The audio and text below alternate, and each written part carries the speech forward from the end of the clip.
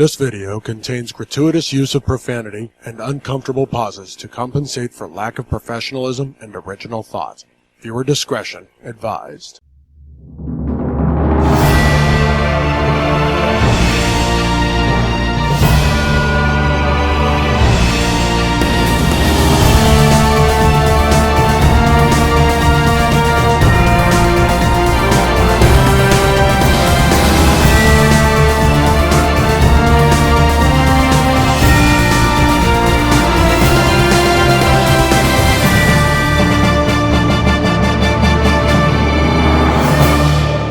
Coming to you live from the 0 hour of 1990-something. We bring you the Nerdy Manroom show with your host, Hassel Monster. And Monster, I am pumped as hell for this week's show. This is our reboot show. All of our characters from the 90s that got that 90s grunge reboot slash repackaged, so to speak. Because, you know, the 90s, everything was grunge and pouches and so forth and so on. So this is our show where all of our favorite characters got their repackage. Well, and it's not a new thing, and it's not exclusive to the 90s. This happened. I mean, look at how the Silver Age of comics started. Silver Age was basically repackaging and rebooting everybody who existed in the Golden Age, short of Superman and Batman, who were still there. I mean, you know, Flash was repackaged, Green Lantern was repackaged, but in this case, I think we're sticking to the 90s because I think it got much worse in the 90s to do this, and not necessarily even. Everyone got that edgy feel to them. They had to be like almost anti-hero. But what really kicked it off, and I know we've still got to get to some of our other stuff before we even get into this too much. But what really kicked it off to me was the death and return of Superman, because that was a catalyst. After that, I mean, there was some of this beforehand, and we'll talk about some of those. But after that, it was like everybody got that treatment. So. But before we get to that, let's jump into our Geek Week sum. And I don't have much. I will tell you that I was out of town since we recorded last, and now that we're doing our After Dark episode because it's late for us for what we usually record, it might go a little awry. You know, I've not done much of anything except go out of town with the other half, and we went with my significant other, and we went and watched Trans-Siberian Orchestra and had fun doing that. But we were out of town all weekend, and literally, it was doing that and doing some Christmas presents exchange between us, and that's kind of all that's all I really had from my Geek Week. There's one thing that may pop up as you're sharing some of yours, and if it doesn't, I'll throw it in there at the end. But I will let you go ahead with yours because that's all I've done. I'm not going to very deep into mine. I will say your eyes do not deceive you. I have my Terrifier 3 Art the Clown Christmas shirt on. So not only am I Christmas and festive as fuck, we're supporting our friend Demi Leotti and David Howard Thornton from Art the Clown himself. From Part 3, we're already supporting them. So I got that on my shirt, courtesy of Terrifier Threads, or Terra Threads, I'm sorry. So there you go with that right there. And all of you people that do the drinking game with us every time I take a swallow or say fuck. We're in it. It's late in the evening, as Monster said. But I've had a pretty good, decent Geek Week. I've had a good Geek Week haul, as all of you guys that follow the Instagram page and the Facebook page, you've seen our hauls for the week. I had a pretty good haul this week. I got a lot of stuff I'm extremely excited to open that I haven't got to open yet. One thing I haven't posted that I am excited to open, I got a Silver Samurai retro card. I'm waiting to open him, and I have an Iceman on the way. Probably at the same time do a video. I've got some Gridiron Studios. Got some Joe's, a little bit of this, that, and the other Monster. I'm a little excited. I did finally complete my controller Build-A-Figure. He was not one I initially sought out to complete, but like there was a handful of figures I bought here or there. Before I knew it, it was like I had the head, body, and an arm and a leg. And I was like, fuck. So next thing you know, I'm on eBay purchasing an arm and a leg to finish him up. He actually looks really cool. Very Thanos-esque over there. But other than that, it's been a slim Geek Week. I will say this. I have got a guilty pleasure, Monster. I'm almost ashamed to admit this. However, I get too much joy out of watching Prince Nana do the swerve dance. I don't know what the fuck it is, but I have become just infatuated with this. Every time Swerve Strickland comes to the ring and Nana comes out there doing his little, I get like psyched. I would say there's something about the way they package these two guys. Like Nana's so over the top and ridiculous.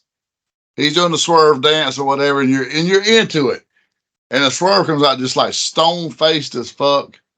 Swerve has got over with the fans. I don't know if you watched. Well, I'm sure you didn't watch AEW last night, but they done a great job of making him into a star. In the last 6 weeks, they have made this man into a top dog. Like with his program with Adam Page, where he went over, had a hell of a death match, dog collar match, whatever it was, and they were spitting blood at one another. That was a little over the top and ridiculous, but he went over, be the top guy there. He's been doing well in the tournament. Him and Moxie's been going toe to toe. They done a great job. And then last night he got into the mixed AE title with Samoa Joe, MJF. Like, dude, he is transcended. And Nana just, I don't know, he's my guilty pleasure. I love it. Well, since you brought that up, that brings me to a couple of news points, and I guess I should have shared too because I forgot because I opened them very quickly as I got back into town the other day. But I did get a Steeljaw Transformer Masterpiece. That's a third party from Ocular Max. He's really nice, along with the other cassettes that they've done so far. And I did actually get Nunchuck from G.I. Joe Classified. I got him out and on my shelves now, but that's all I've messed with other than that. But since you brought up the AEW stuff, have you seen where this was some of the news I had where there possibility that they may lose their TV contract with Warner Brothers Discovery, and it's not looking good for them at the moment on that? No. CM Punk was like the 1-2 punch for their ass. Like, he was great for them and great against them because it's looking very much like WWE is going to Warner Brothers Discovery now. And either they're going to share the same channels or get shitted off. And I haven't heard of a home for them yet. So this it's kind of like bad because like literally like even Impact or in TNA, whatever you want to call it now, I think it's back to TNA. They're teasing a huge, not only a huge signing, what they're saying is the best they've ever signed, which seeing as they did sign at one point Kurt Angle during the prime of Kurt Angle's career, Steiner, Hall, Nash, Sting, so forth and so on. That could be saying something if they're not just bullshitting. We'll see. There's not free agent wise, I'm gonna be honest. I don't see any free agents out there that they can really tout as that because Ziggler and Benjamin and the ones I see that are on the market right now are not nowhere near those levels. Yeah, the main rumors is Ziggler or Mercedes Moné or Sasha Banks, whatever you're going. But then there's also rumors Sasha Banks is going back to WWE. She's almost begging to go back. Yeah. And who gives a shit whether she does or doesn't? I don't care where she signs. She is one of those people that she quit on a company that invested in her like it did. And she is not somebody that's just super talented. I don't give a, she doesn't put out the best matches to me. She's never impressed me really. She's bony as fuck. She's not a star, but has touted herself as one because she's Snoop Dogg's cousin. So they've kind of allowed her a certain measure of something because she was Snoop Dogg's cousin and Charlotte Flair's friend. She's overhyped as fuck. Oh, she went to New Japan. She flopped. She got hurt. Who gives a shit where she signs? So she is not a big signee to me. Short of the only rumor I have heard that will be a big surprise will be the AJ Styles contract is actually up in January. Supposedly he has not re-signed, which is hard for me to believe since he just returned back and he looks jacked. Like he does. Between him and Randy Orton, it's almost like 90s WWF again. They're both jacked as fuck. So it's hard for me to imagine them letting him come back like this in the status he did to do two shows and be out of contract. So, I don't believe that. But if he were to go back to Impact or TNA, that would be massive. Not enough to really turn channels, but it'd be cool for your old school TNAers. It's I cool was for one of their those. It's cool for their hardcore fan base that watches all the time. Nobody is going to change channels because let's be honest, AJ Styles, as good as he is and great, and I enjoy him, he's one of my favorites in the ring. He's not a household name either. No, I've been a huge AJ Styles fan since way back in the day. But even if he signed with AEW, it wouldn't be like a needle tipper. No, Edge signing with AEW is more than AJ Styles ever because he's more of a household name, and that didn't do anything. And even Adam Copeland did not like sway. I will say that anytime you have a segment with Christian and Adam, it is massive. And I like, okay, last night they had a segment where Christian wasn't even there, but he made Shivani read a letter that he wrote. And it was still gold. Just because it was from Christian. And Shivani's like uncomfortable as fuck reading this letter. This is what he says, folks. And I was just like, it was great. Like, you will pay attention while I conduct my business. I love that part. So, going back to them just signing, re-signing AEW altogether at Warner Brothers Discovery, the other big news that started as of yesterday, as we're recording this on the 21st, this news started coming out yesterday. They may not even have a home there because no wrestling may because one of the things they talk about is that what's his name, Zaslav or whatever was all behind CM Punk. He liked him.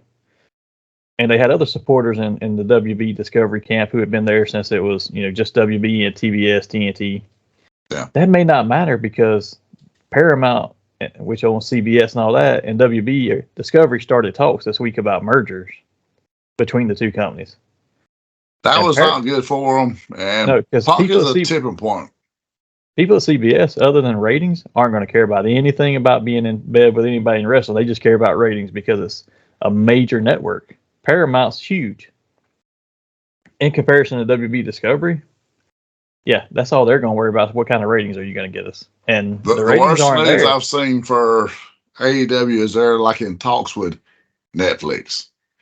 Nothing says you're fucked like Netflix. Not that Netflix isn't massive. I'm sure there's good revenue that comes from being involved with them.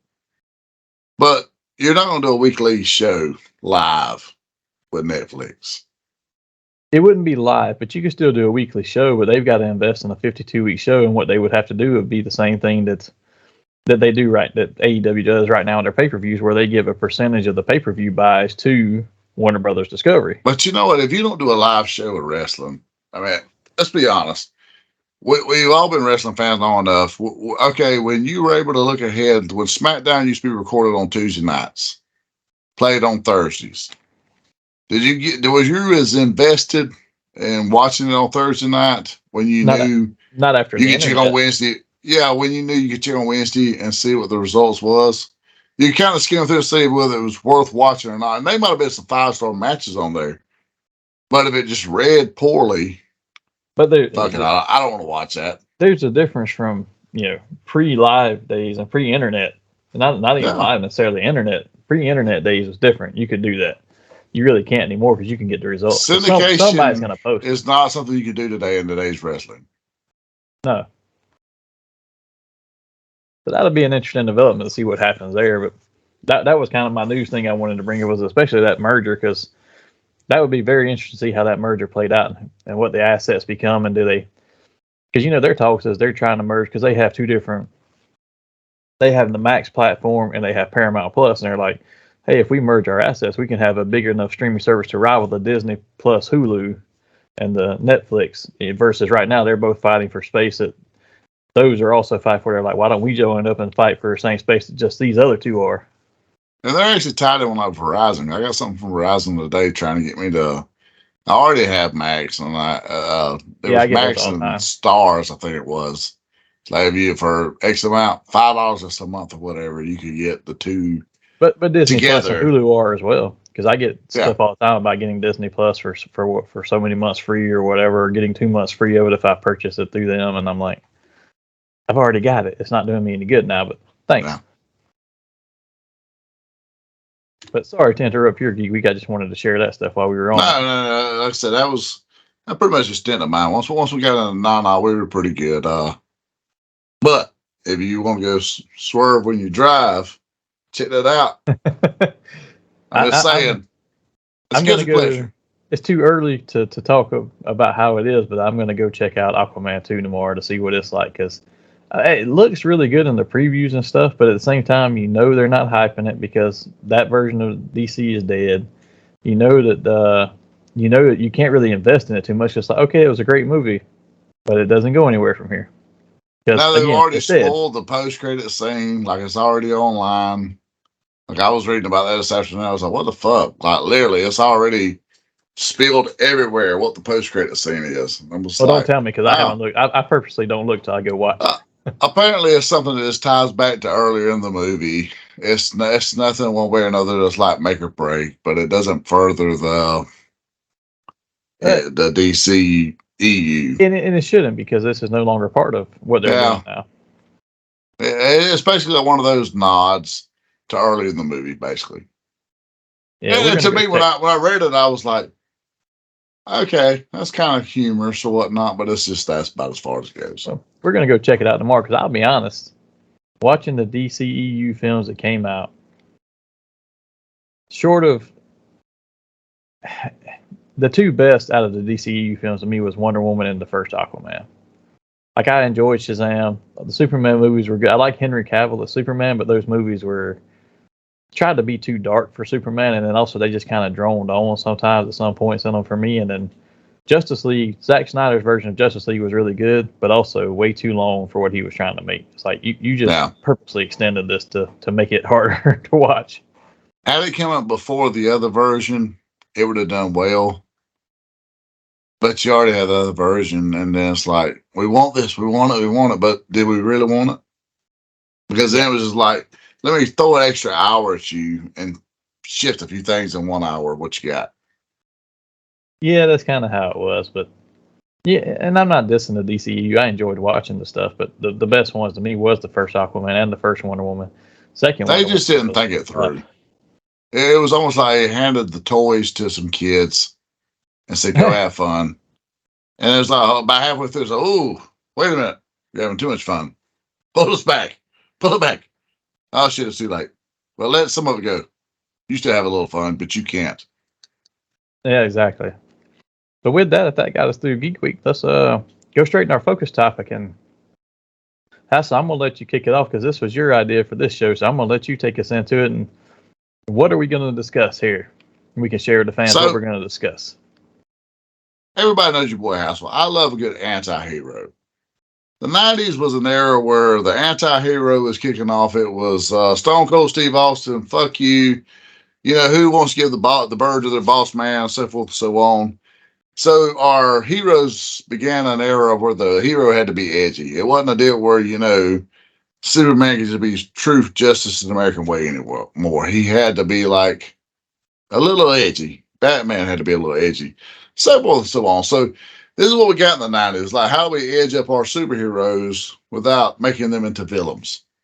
So, and we talked about this a few minutes ago. Yeah. And this is not repackaging a character or rebooting a character is not a brand new concept to the 90s. No. The 50s, you had Jay Garrick and Alan Scott as Flash and Green Lantern. By the Silver Age, you've got the new story of, okay, it's not just Flash here who's had a hard water chemical accident. It's one who's struck by lightning and got the powers. And then you've got Green Lantern, who's no longer a magic ring wielder, he's a space cop. So the idea is not new. And even some of these we were talking about, I don't think started in the 90s. They started maybe in the late 80s, but it was kind of leading into that. But the idea is these are characters that have... Well, we tried to make them more edgy and more appealing to the new generation. Well, I guess it's probably the most fair way to say it. Everything at a certain point became the new generation. Even the WWF, the new generation. Well, you got to draw in new fans, because eventually your fan base ages out, so you have to draw in new people, and that's what they were trying to do. And I think a lot of it did, as we said, kick off with Superman, because that was the really first big one. It's like, oh, you actually removed it, especially for DC, you remove an iconic character, replace him with new ones. Now, eventually, he's going to come back, but the whole thing was, well, we got to have all these new edgier characters, and which ones are we going to keep around after the fact? And they saw that was successful because, hey, we got a lot of sales from this Death of Superman. So everybody said, ooh, how do we repeat this? Now, there were some of these that were already going on, but a lot of them were, how do we repeat that success? So I don't know. Do you have a list of them you want to go through and talk about some of them? Because I've got a few myself. I actually do. So why don't you kick us off and we'll talk about some of them, and maybe some of these we can talk about if they were 90s or earlier too, because I have a few, like I said, I think were before then. So I'm gonna kick off with like maybe not the one of the guys that like started it all, but it was like when you realize shit was really hitting the fan. And I'm going with Parallax. So like your old school GL fans are gonna say Hal Jordan is the man. He was your Silver Age Green Lantern. He was a guy from the 70s on that really like kicked things into gear.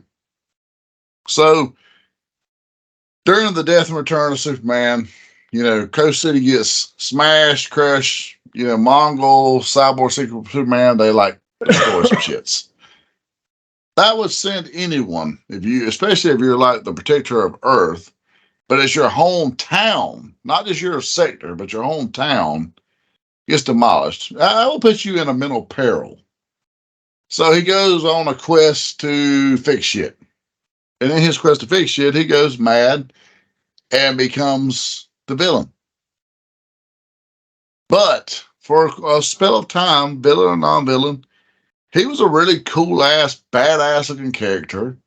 It looked cool. Yeah. It was a great concept. He was a sympathetic villain, which is like the best to be. It is almost like very Doctor Doom. Like DC's he was the 90s DC Doctor Doom was the best way to put it to me. He was very sympathetic. You felt bad for him, but at the same time, it's like, I can't really side with you, Cat, but I feel for you. Yeah, and not Superman out one punch. One punch. He did, and I can say, if you're looking at it from a perspective of him becoming Parallax, yeah, I can say I can see that. If you'd have just said Green Lantern, like Kyle Rayner or something, it's like Green Lantern is more of a job. It's like being a police officer. So, and yes, Kyle didn't have the core and stuff, but at the same time, Green Lantern's always had a legacy, whether it was Hal, John Stewart, Guy Gardner, Kyle Rayner. They were all just interchangeable people in a position of power. So it's kind of hard to pick one of them and say they were repackaged or rebooted. But it was. But for Parallax, I could see it.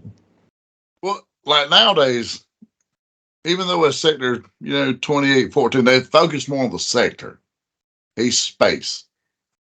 Yeah. Hal Jordan, for the most part, throughout the 70s and the 80s, very Earth-based. Yes, he would do some space missions.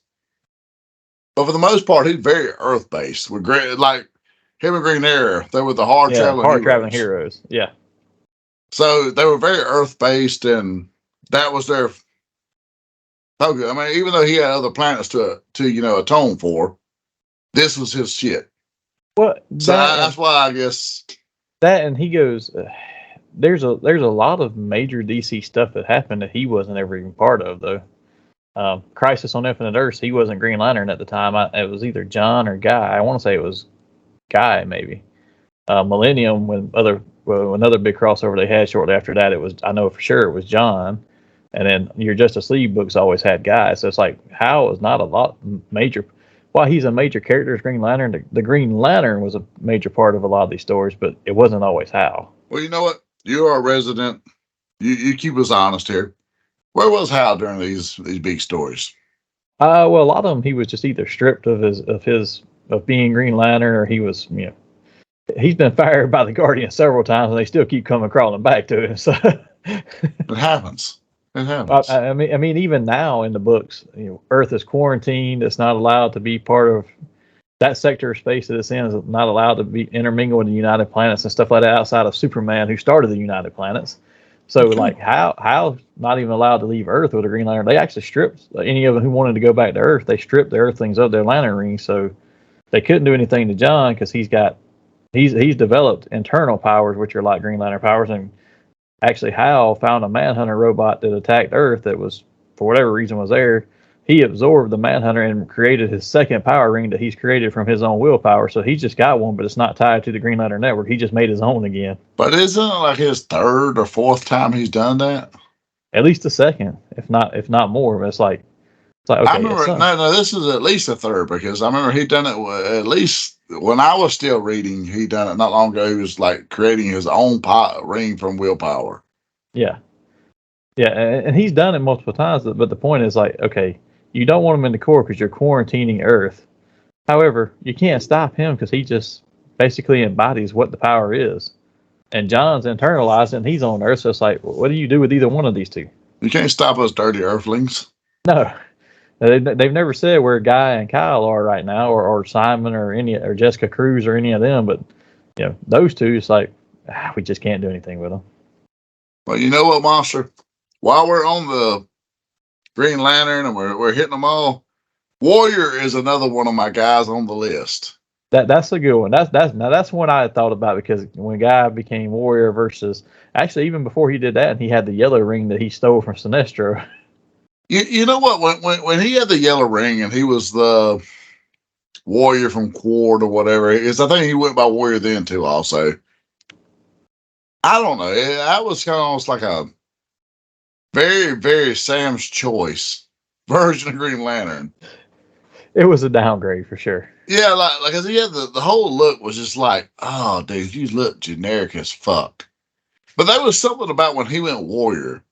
And I know they give him the cheesy, very Aztec paint, the Navajo look, the Indian type deal with the Warrior.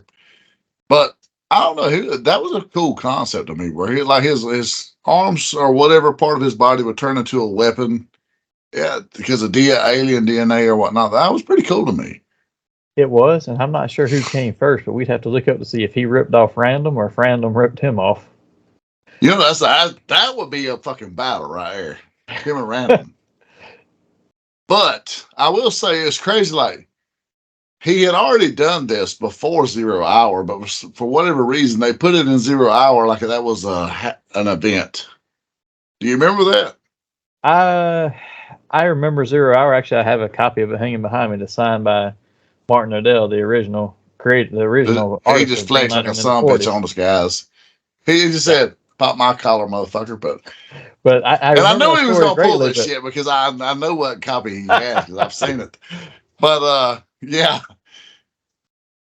I want to say it actually happened in the books shortly, like literally. It may have been. It was neck and neck, but then they put it in 0 Hour like it was an event part.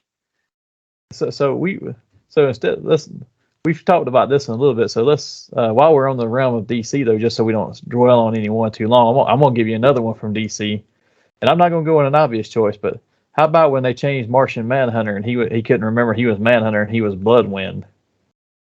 You know what? That's one that slipped by me right there, Monster. That was a cool looking character with cool powers, and then you find out later that's Martian Manhunter, and it's a hero he knew from legacy hero he knew from years ago, because that power had been passed down through a bloodline, and that character was either missing or something, so he took his place and forgot that he even existed as himself, because he basically took on all of his memories and aspects. So that was kind of a cool one. And he had a great look. I mean, it was just a plain white costume with a black glove, a black cape, and I was like, yeah, he's actually kind of cool looking, really. That is something I do miss, is some of those 90s looks. Some of them were ridiculous, don't get me wrong. Like Extreme from X-Men. Back then we thought, holy shit, this is cool. Now it's like, it's cringe as fuck. But back then we thought it was cool. But now it's like, But some of these hold the test of time. So I'll give you another one that had a horrible looking change. What about when Wonder Woman was replaced by Artemis? She was actually one of mine on the list. She was at the bottom. She was my number 10, actually. But when Wonder Woman had that fucking leather jacket, those bicycle shorts, holy shit, what happened with that?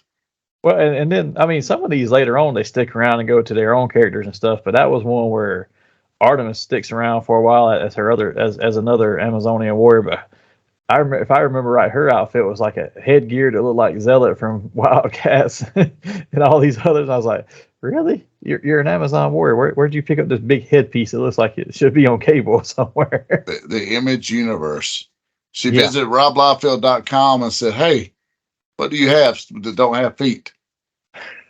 What's left over? Feet. The rest of the body. Oh man, I don't remember a whole lot of that Wonder Woman run because I didn't really read it. I just remember that Honestly, replacement. Again, I it's don't one of those. remember very much of that at all. I just remember that look stood out to me. They took and I was like, every out of their 7 big characters, because there's 7 big ones that are in Justice League. They took every one of them and tried to repackage them in that time frame after Superman died. Now, well, it's there's almost like they said, let's take Donna Troy, who's young and we can make it hip, but let's just strap that over to Deanna. And they did it with it with their No. minor characters too, but it doesn't stand out as much other than if you look at something like Extreme Justice, which was a Justice League team with Captain Atom, who grew his hair out long, and Blue Beetle, who started wearing a full armor suit, and same thing for Booster Gold, and some of those are just funny. But that was a time when they did all that. But all their major characters, the only one they didn't really replace was Aquaman. They just chopped his hand off and gave him a hook. I said, "See how you do with this." On an unrelated note to what we're doing now, why is his hand just got chopped off again? Where are we going with this shit? I haven't seen that. Literally, I was just looking the other day, and so I don't follow current books as close as I should. I have a fucking stack, courtesy of our sponsor, the Zone Collectibles, in my living room. That is, semi up to date on what I read. I don't read a lot of DC anymore, but I did see where Manta just cut fucking author's hand off again, and told me, said, "You should be used to this." So I was like, "Wow, I must not have seen that, but I know that I'm not buying any Aquaman books at the moment. But I'm not even sure if they're publishing one at the moment either. But he was the only one who really didn't get the treatment of being replaced, where a lot of them did. Who else have you got on your list? Because I've got a few more here too. You know what? On a side note, Aquaman was one that was hard not to put on this list. And I'm only bringing it up because we were just speaking about him. He was one that was really hard not to put on here because, he had the hook for a hand during this time. Yeah. The grunge hair, the beard. He was very Pearl Jam-ish. Everything about him, he was very anti-Thorian during this time. Like, fuck you. I rule Atlantis, fuck Earth. He was very anti-America, Earth, so forth and so on during this time. But moving into Marvel, I've got a lot more DC left. Don't get me wrong. Oh, I do too. We can move over. To move into Marvel, Scarlet Spider and Kane. I had Scarlet Spider, Spider-Man, Kane. I just kind of had them all listed here together because it's. I lumped them. Where do I go with this? Because for the longest time we had Peter Parker, who is beloved as fuck. I still love this character. He's my favorite of all time. Thus the tattoo. But there was something about this Clone Saga to me that was like, even if it got muddled up, and hopefully we'll have Howard Mackey on here one day to kind of clear this up for us.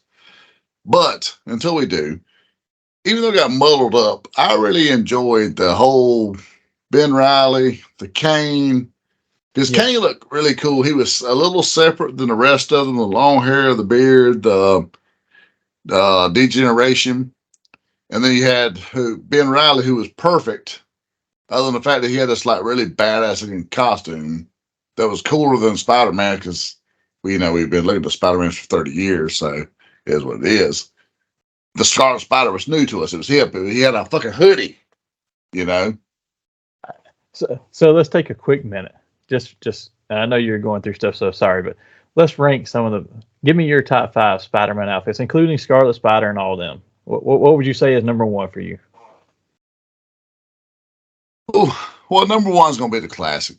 All right, well, when I say classic, I'm going probably Sal Buscema 90, late 80s to early 90s with the web, underneath. Yeah. But it is very 80s to 90s. That's my number one. So let's go back and forth. My number one is the black costume. I've always loved it better than the regular one. That's my number two by far. Okay, I love black costume. My number two is Ben Riley's Spider-Man outfit with the half boots and stuff, and the Really? every other finger was webbed. I just love the way it looked when he was moving. It's the a way Dan Jurgens. That's a very good look. I love that look. Yeah. So what's the number three for you? Okay, so we got Cy Buscema, we got black costume. Then I will have to go think about this seriously.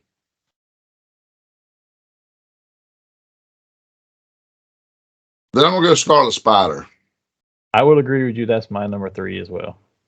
That is a beautiful look to me. There's something about that I really like. This It's very simplistic, but it works. it encompasses my childhood. Yeah. But I love that right there. That's very much it. If I was going to move into 4 or 5, I would have to go the Dan Jurgens, Ben Riley, as you just said a while ago. So for number and four, lastly, Superior Spider-Man. Oh, that's a good one. Number 4 for me would be I would have to go with the red and yellow Iron Spider for number 4. I just thought that was a great look. That's great. It stood out so much. And then number 5 for me, I'm going to go Spider-Man 2099, but I like his second outfit better than his first one because it had more color. It stood out more. Yeah. I like the first one a lot too, look. but that white one stands out for some reason. Very good. Very good. Right. Did you see the one I shared on Instagram the other day? It was a guy had cosplayed the armor spider. Armor. Yeah. Holy shit, that looked really good. That dude, hats off to you, whoever you are. I shared you. I didn't take your name. I apologize. Really cool. But great look. So we were, and I apologize for interrupting you, but I had to get that out because we were talking about Spider-Man. He's had multiple looks. It's not always a repackage. Sometimes, most time, his costumes are for specific purposes. But Scarlet Spider, Kane, Spider-Man, that was a time period where each one of those had their own reason for being there. And I agree with you. I enjoyed that run, and especially Scarlet Spider. Peter got so dark in that period just because of all the stuff going on, whereas Ben was more like what we remember of Peter. He was a little more lighthearted, but he stood out by being different too. And Peter had the worries of a family with a woman, a wife that was pregnant. Aunt May had been taking care of her for so long and worried about her health and so forth and so on. He was burdened by family to where, I guess Ben had been a little more carefree because he'd been on the road. Even though he was trying to get back to, and he had the burden of not, having the family. He was trying to get back. He was a little more carefree and teenage-ish Peter, so to speak. Yeah, and they gave him that 90s makeover where he's got the pouches on the outside, his web shooters are on the outside, he's got the ankle pouches. I'm like, stuff you really don't need, but it worked. The blonde hair that done this. Oh, and then he cut it down and had the spiky frosted tips, which was very 90s. It was Boy Band Spider-Man. He was Dawson's Creek as a motherfucker. He was ready for it. I always called him Boy Band Spider-Man when he had the frosted tips. Backstreet was he didn't know he was ready for Backstreet. They were a little later for him. Oh, well, while we're on Marvel, I'm gonna jump to my next one on the list. And this one's actually pre-90s, but it made so much sense to change it, and it's one that really it's not just a small change for the character like a costume change. This was a major change, but Angel becoming Archangel. That was actually badass. I will give you that right there. Because Angel was carefree, lighthearted, and they really didn't delve into all of his powers, because some of his powers too is that they never touch on is that he has enhanced strength as well, because for his muscular build, he has hollow bones to be able to fly like a bird. So his muscles are much more dense to be able to utilize his body with less dense bones. So, like, they've shown a few times in the books where his strength level is like probably, it's higher than a Captain America, probably not quite a Spider-Man strength level, but somewhere in between those realms of being enhanced strength. See, that's you never see that. Note. People don't take into consideration just how powerful Spider-Man is. Yeah. But literally, I was coming across something the other day, and I thought it was really cool. It was actually on Instagram. Somebody had posted this like old school, probably late 80s power. You know, they used to give these power guides that would Yes. show all the characters and their level of powers. And it was Spider-Man navigating it. And it was like you had super heavyweight, Yes. you know, so forth and so on. But he was like right there. He literally, there was only like 8 or 9 people ahead of him in the entire Marvel universe at the time. And then you realize just how strong this motherfucker is, and he's holding back because he's like Superman in the not in strength level, but morality. I mean, just looking at some, I just pulled it up very quickly while you were talking. Look at some of Angel's stats that they never delved into when he was Angel. He could fly around the speed of sound at 770 miles per hour. Wow. His strength level was it doesn't show his upper strength, but his normal strength level is being able to without breaking without putting out much effort or breaking a sweat. His normal level was to lift around 500 pounds. So That's impressive. I mean, that's just his no effort. So what was his real effort? When I can't find it on here, just briefly looking at it, but apparently he was very strong in that. But when you turn him into Archangel, he still has all that, but now he has these. Let's talk about the '90s thing. He's got, and it happened in the '80s, but he's got these sharp metal bladed wings that can cut through almost anything short of adamantium. Cool long ass hair. He grows long hair. He's got the fleshed darts that send out that are basically his feathers of his metal wings, and they come out like knives. It's so funny that they drew everything the same because his little fletched wings that come out look just like the knives that Longshot used to throw around. maybe he was walking around behind Angel picking up the shed. He's like, hey, yo. I can use that. But, you know, and then he got the dark blue skin, and he was always angry. Even after he got out of Apocalypse's control, he had to fight the anger and the dwelling up in him and becoming death again. He was a brooding hero, monster. Brooding hero. So that one was a good one, I think, if you're going to talk about repackaging characters. They completely changed what everybody considered the most worthless of the original 5 X-Men into probably one of the most dangerous. You know, short of, he's not the most powerful, but he's probably the most dangerous in a shout out to you girl power people out there. A female done that. There was a female writer that done all that. Louise Simonson. There you go. Cool points for Monster. He knew. I have a whole run of that X Factor, the original. You know, that's a really great run though. It's just like like you said, that they took a character that was almost throwaway. Because like before that, let's be honest, Angel was like, you got some wings. Who are you? It was cool because he was the mutant who looked like what everybody's idyllic look for a guy was at the time. The blonde hair, blue eyes, good build, height. But he had that look, and then he was also a mutant who everybody hated and feared, but it didn't matter because of what he looked like, and he got away with it. And who doesn't want to fly with their superpower? So it was the most easy way to fly and say, hey, it's a flying superhero. I'd rather be able to fly a Superman, just saying.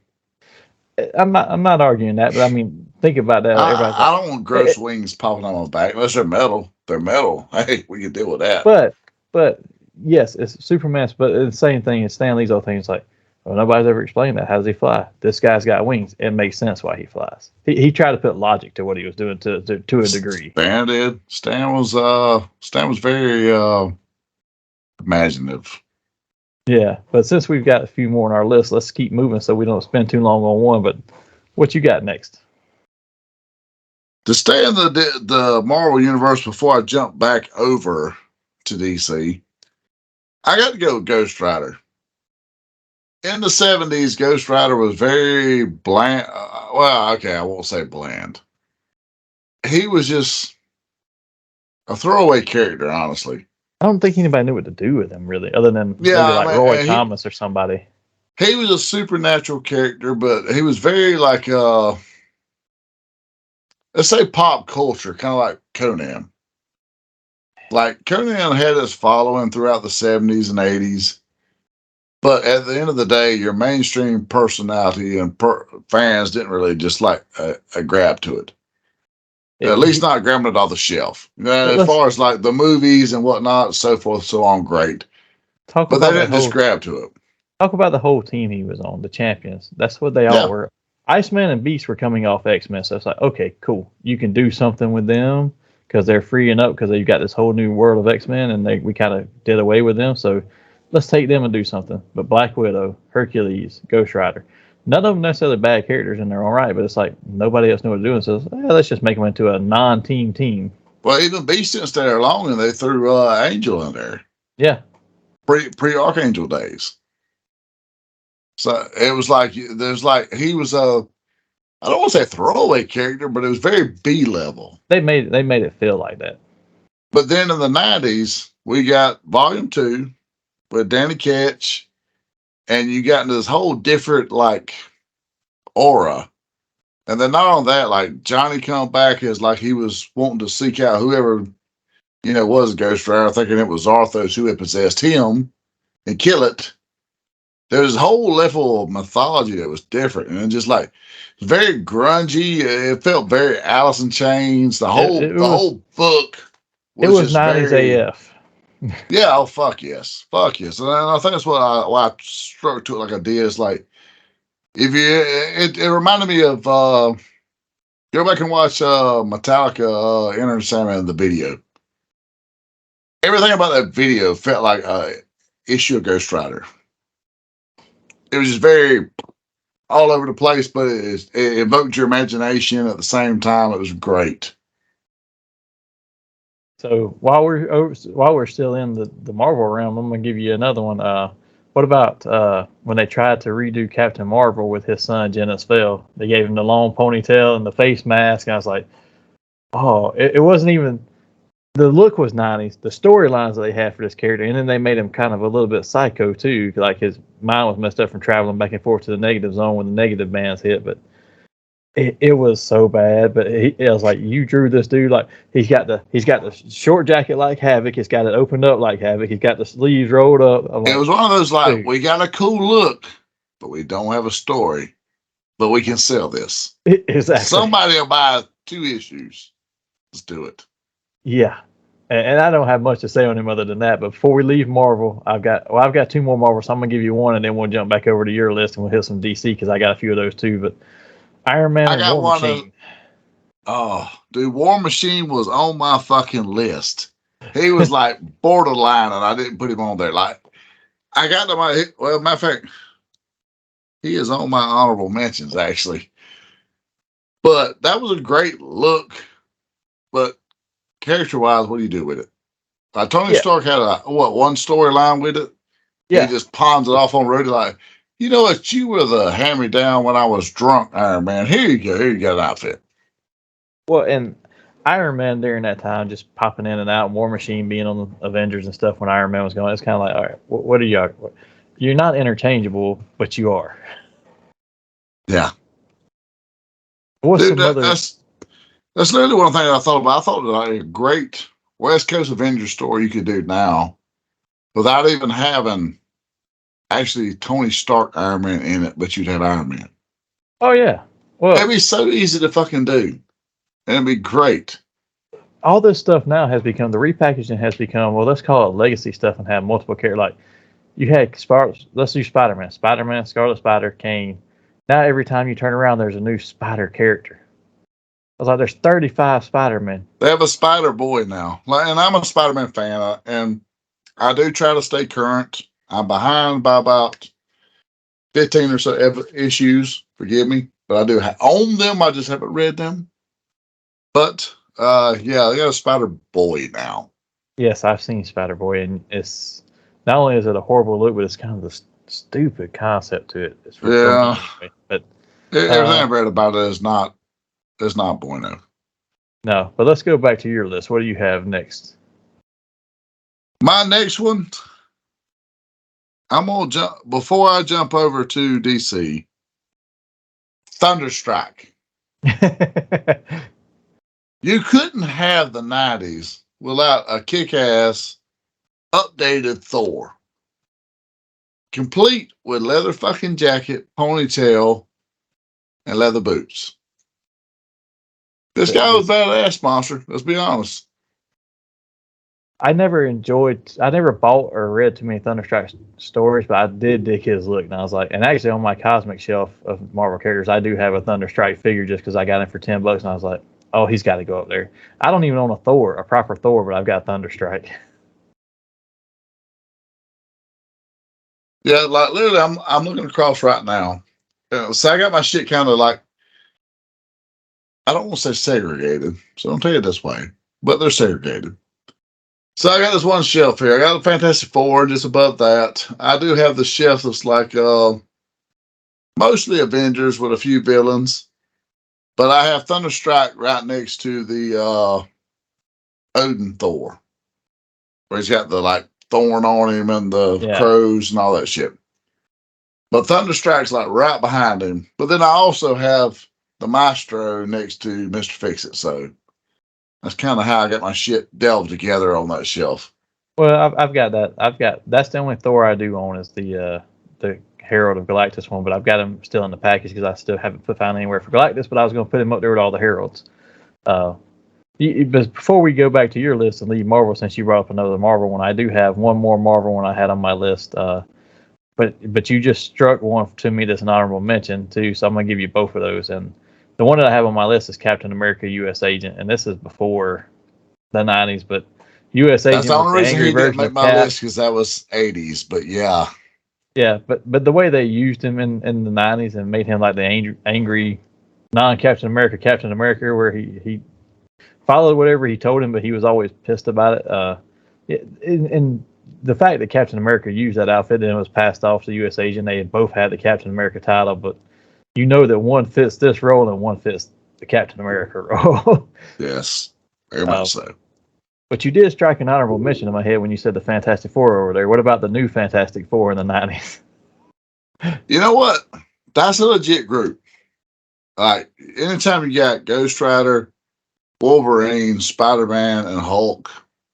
Well, think about how they replaced them too. Take my money now. Hulk is your new thing because he's your strong guy. Because it was not Smart Hulk, and he wasn't quite as strong as Green Hulk. It was Mr. Yep. And then you've got Wolverine, so he's your. I guess, for lack of a better term, he's going to have to replace your Invisible Woman because for a multitude of powers and stuff. Because Ghost Rider's got to be your Human Torch with the flames. Absolutely. And Spider-Man is your smart leader character. He's your Reed Richards. Yeah. So that was an interesting replacement, but I remember that team, and I enjoyed it when they revisited them recently for a quick storyline. Since you brought them up, I will bring up one of my honorable mentions. And the 90s Invisible Woman, where she had the four, where you see her Hooters. Yes, but you... Nothing said 90s reboot. Like, let's see Miss Invisible Woman's Hooters. So yes, I agree that that's a repackage of her. But however, that was always intended to be and was revealed to be her being mind controlled by. She become Malice or whatever it was. But yeah. And then remember by the end of it where she wears the full dominatrix outfit with the spiked mask. Dominating, baby. So let's go back to your list, and what else do you have? So before we jump back into the world of DC, I got at this point I have two more Marvel and two more DC. So you want to like jump back to DC and then come back to Marvel? So we've been on Marvel for some time. We can do that. I've got three, but all three of mine are DC. Because I didn't do this as a top 10. I just grabbed some I could think of that stood out to me a lot. So I've got three more here. And then, so we can jump back. You can do yours and we'll jump back forth. And then I'll just share mine as we go through. Yeah, because we like mashed up like two of my honorable mentions already anyway. So we'll jump back to Marvel for me. And I'm going to Azrael Batman. That was like one of that. Nothing sums up 90s reboot to me like Azrael Batman. That was on my list. The Batman and as Bats.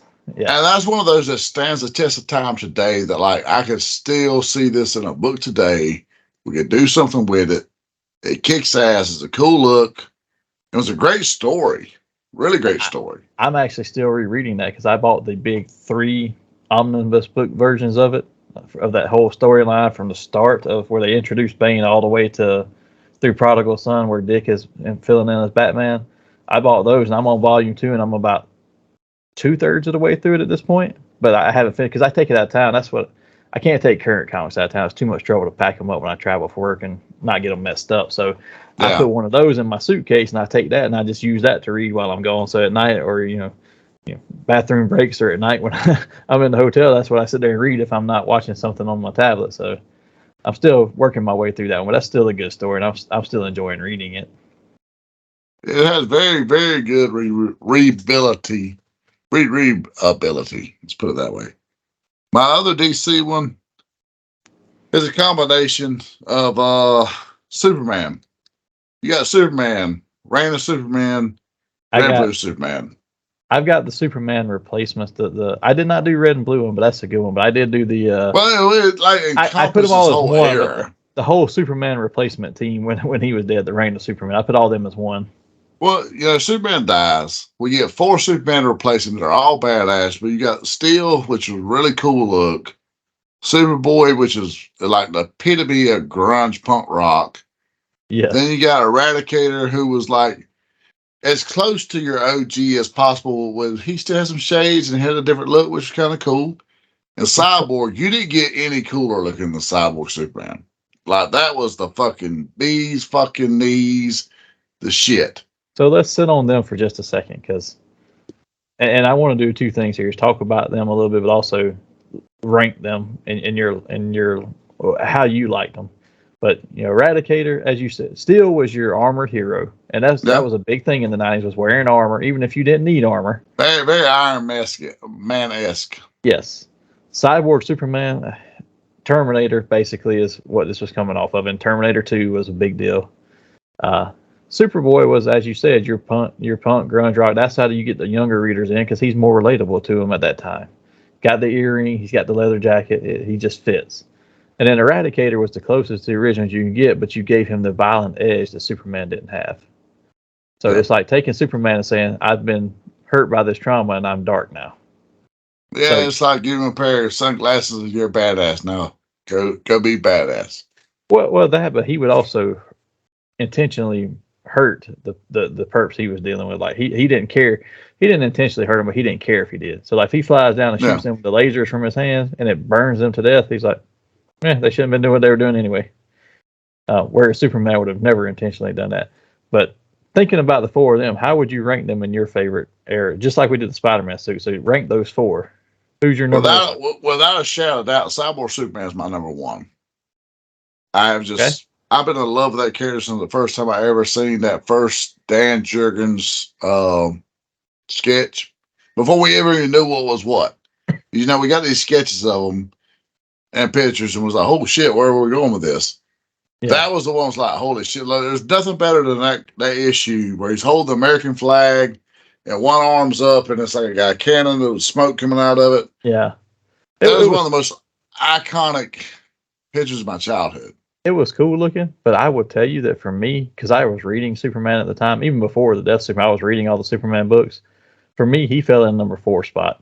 He was just the one that I just like, I didn't care if he came or went. And I thought it was a great twist to make him the main villain at the end of Reign of Superman.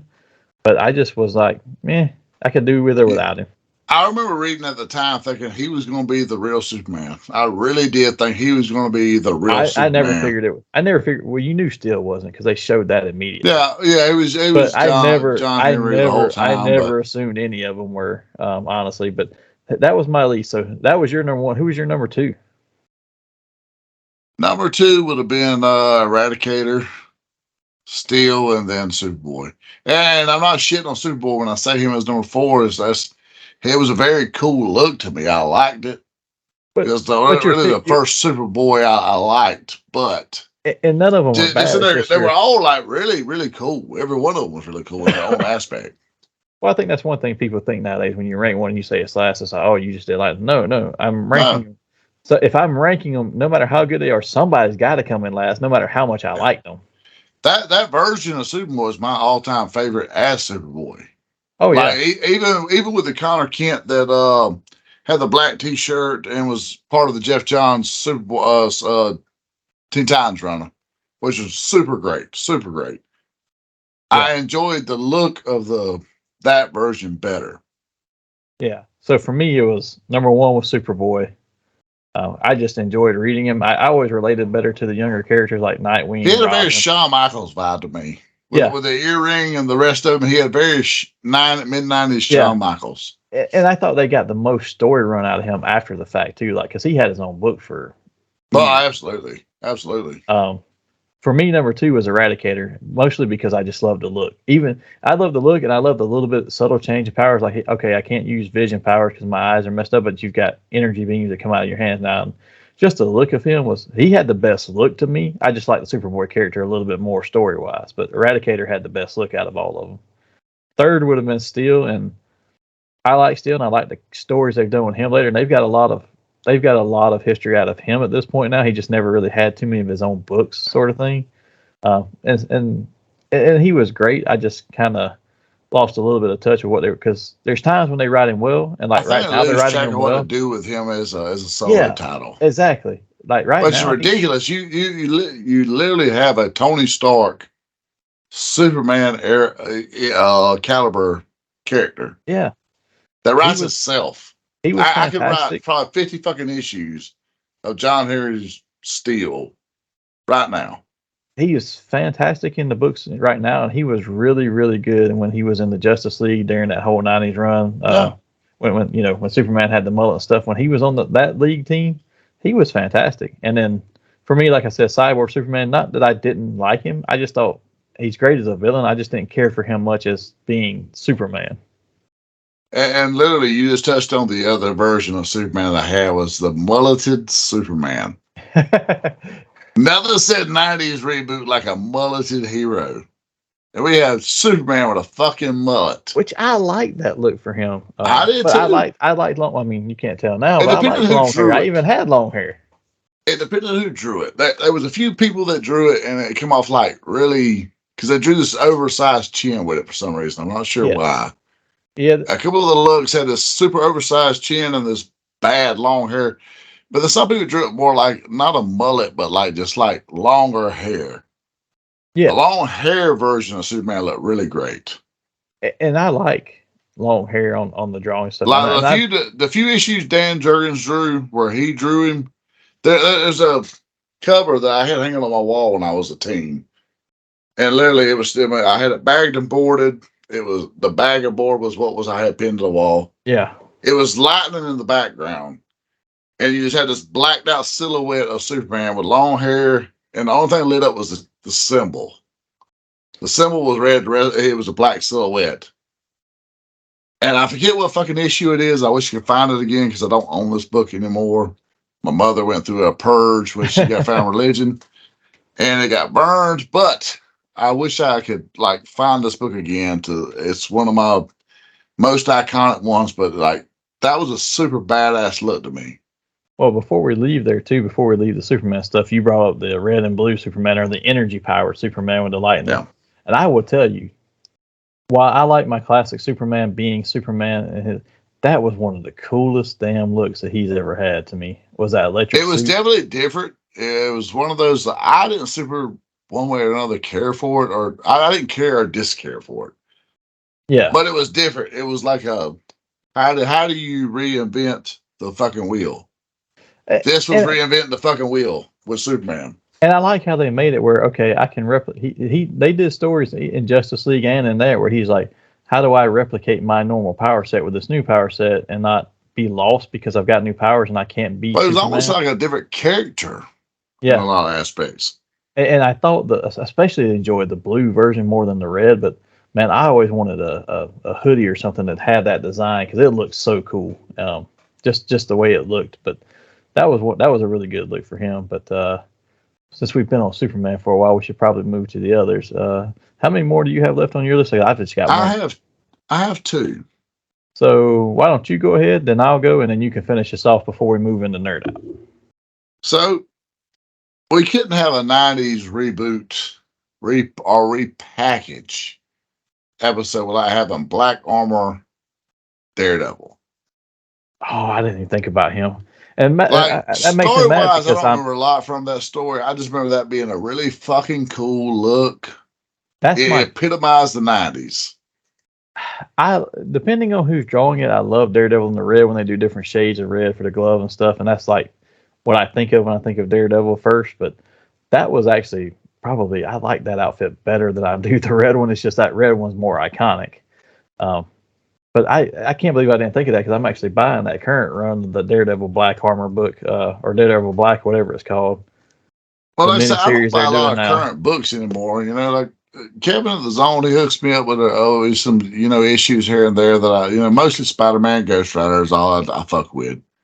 But that was one that was hard not to go in for. Like I was like, oh shit, that was because not only does it have like the Black Armor Daredevil, which was a cool look to me, the Sabretooth in his first appearance outfits in it. It's like fuck, kind of want this now. And if you think back to some of the books that they're writing now, just as a quick aside, one of the cool things they're doing is you see that they know that people want to see those classic looks and those classic eras for them because they keep going back and doing miniseries of like, oh, here's a Ghost Rider Danny Ketch miniseries that's set during the time of his first few issues, and here's Daredevil Black Armor where he's in the black suit from that time period. Well, it's not them going back to that again. outfit.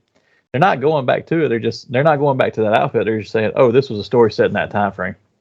Here's one we missed, guys. Here's 6 issues of what we missed. They've done that with Silver Surfer. They've done it with Daredevil. Yep. They've done it with Spider-Man. They're doing it with. Well, I think they know Ketch. that the fans love and adore that era and miss it. But how do you go back to it without fucking up so much of the current continuity? Yeah, so you just tell a side story. It's like, oh, this doesn't change anything. It's just this happened during that time. And we just didn't tell you about it then. It's a bonus story, and we can sell a new trade paperback later. Exactly.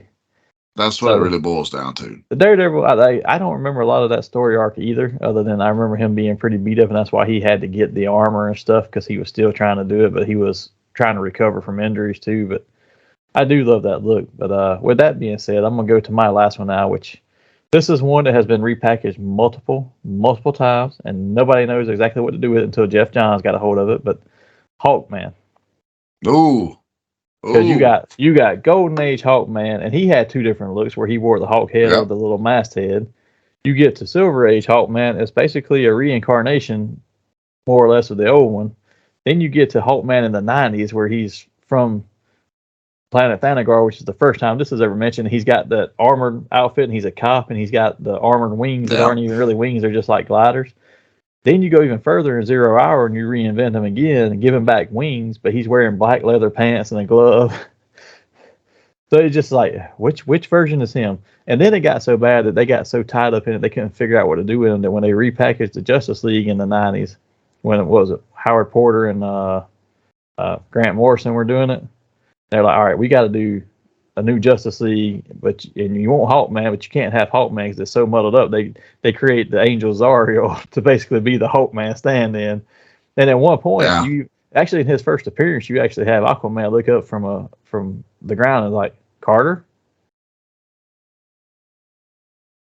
You know what? I forgot about that. Holy shit! Yeah. But now you say that, it's like it rings bells, and I was like, holy shit, I forgot all about that, but very much so, yeah. Yeah, so it goes back and forth, but I mean, that's one I had to throw in there because I was like, man, they've redone this so many times now.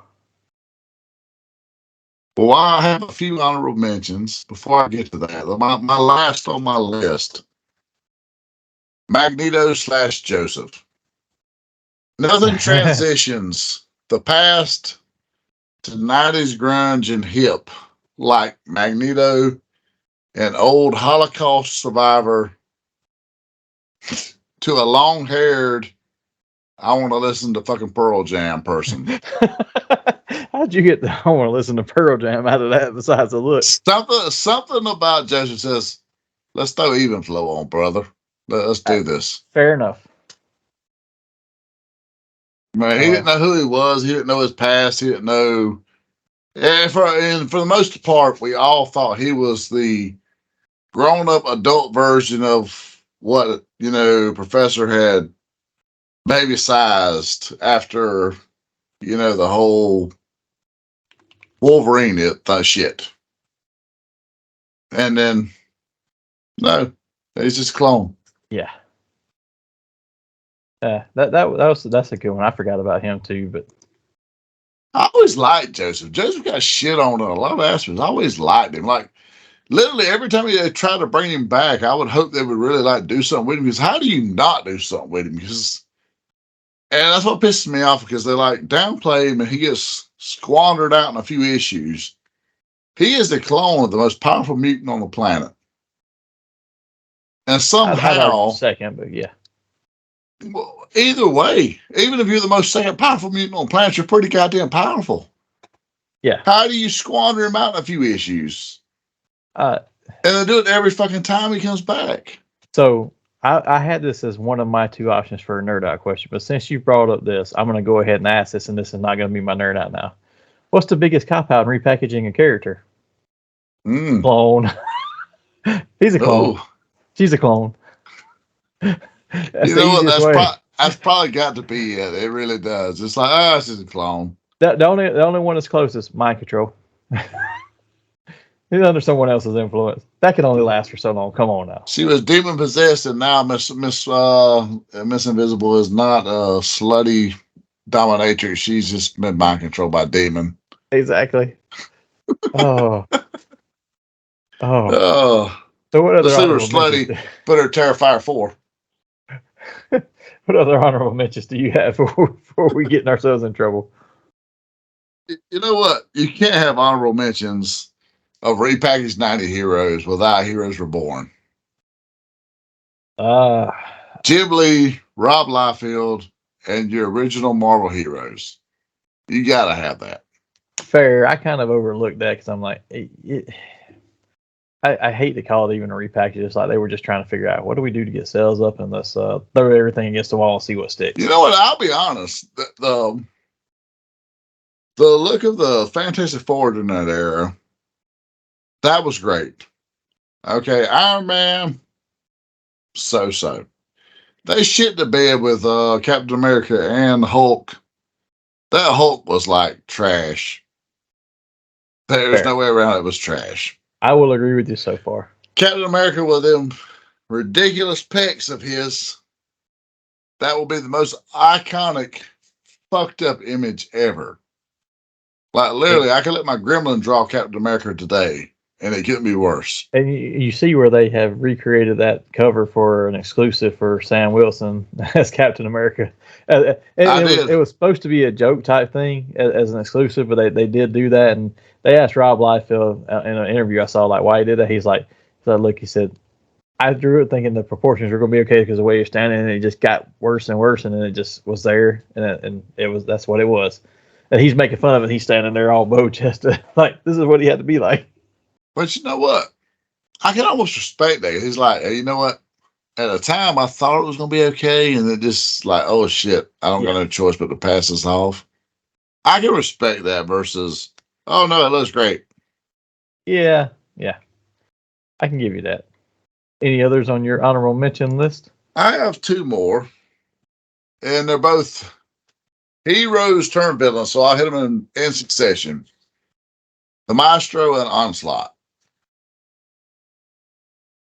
You basically took really great heroes of both, turned them into repackaged villains.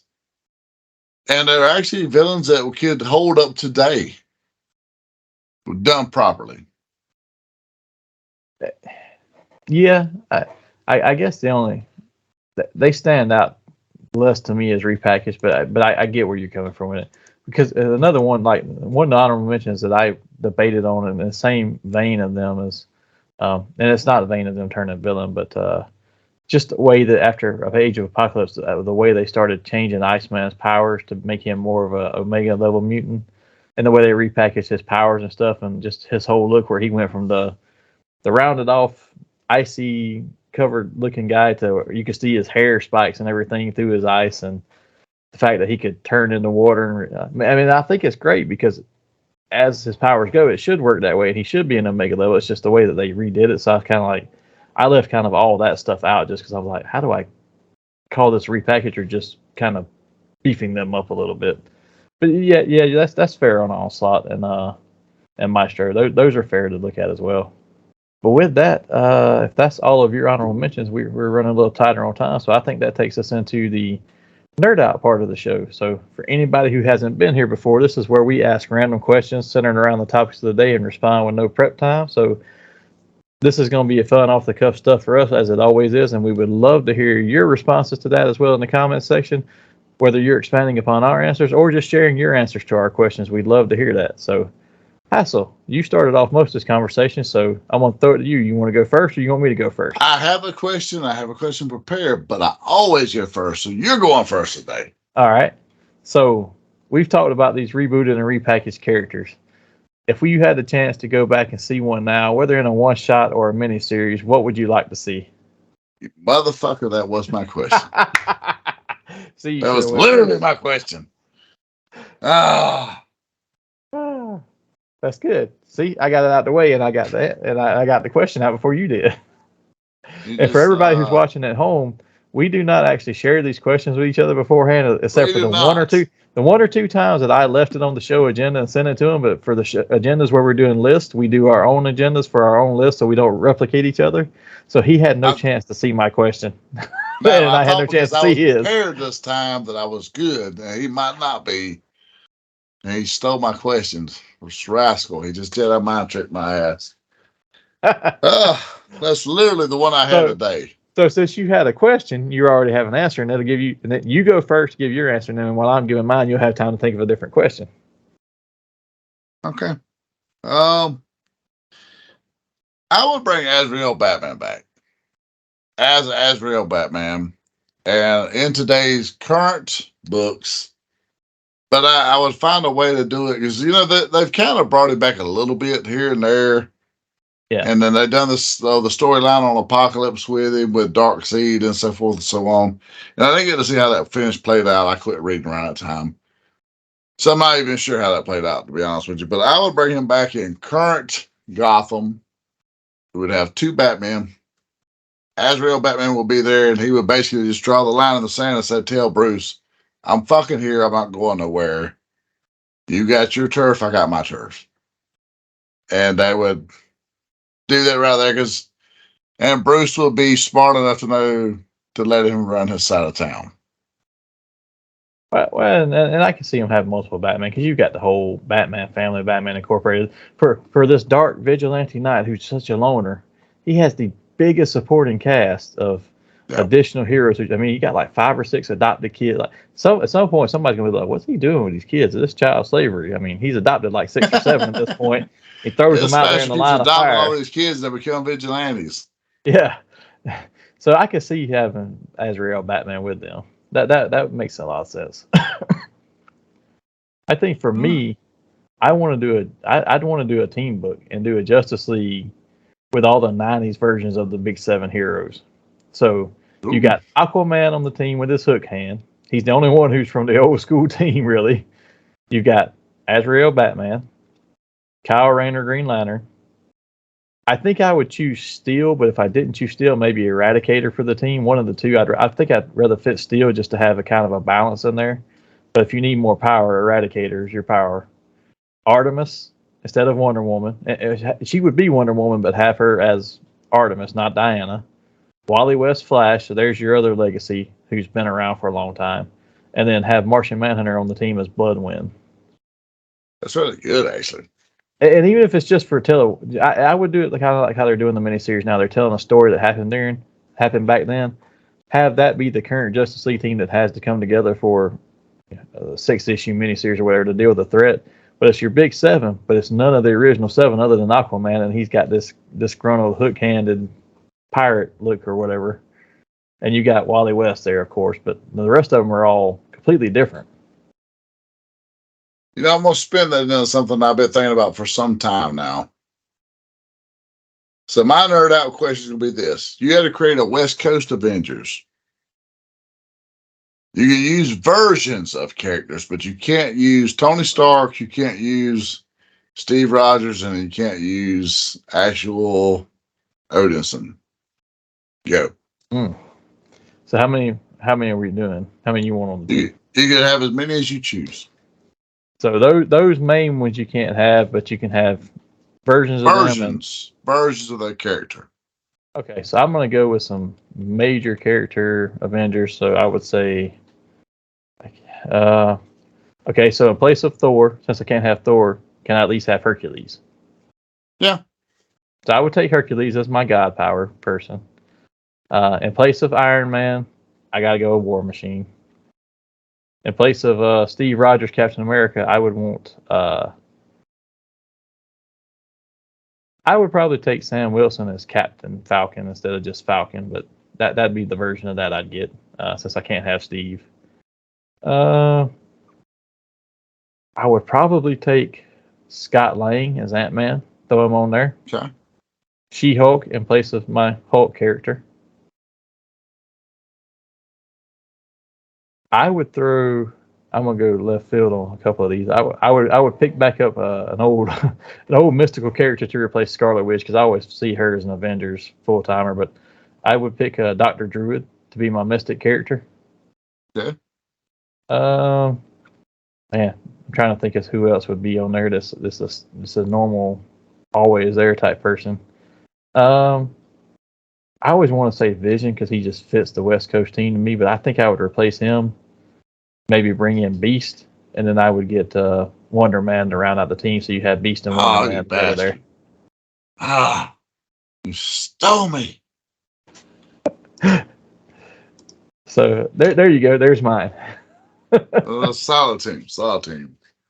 So my version is going to have a Silver Centurion or Iron Man, who they will later find out in the book is the consciousness of Hank Pym still trapped in with Ultron. I thought you were going to say it was Rhodey wearing the armor. That was out of left field. Yeah, well, mine's going to be Hank Pym. His whole purpose is to get the guys to retrieve the DNA of Hank Pym and clone the body so he can get away from Ultron. So because it is West Coast, I'm going with Kane, Spider-Man, Scarlet Spider, because he's been, out in San Francisco for some time. Yeah. So we're going. I did have fucking Beast and Wonder Man. You rascal, you. That was some of my team. I had Scarlet Witch, Vision, and then to round it out to finish things off, I had U.S. Agent. That's a good one. And it was going to play out basically. They were going to think Tony Stark was in the Silver Centurion Iron Man outfit, just retroing it up. They go out there, they battle Ultron, get the DNA. He uses Kane and Dr. Octavius, of all people, to do the cloning because they've got it down between the two of them. And they clone a Hank Pym body that is the new Hank Pym. They separate from Ultron. And then you have a whole set of books where Tony comes to town like, oh, bitch, you've been stealing my identity. And they have this whole, I want you to continue to be Iron Man. Don't tell nobody you're Hank Pym because your, identity has been sullied, so to speak.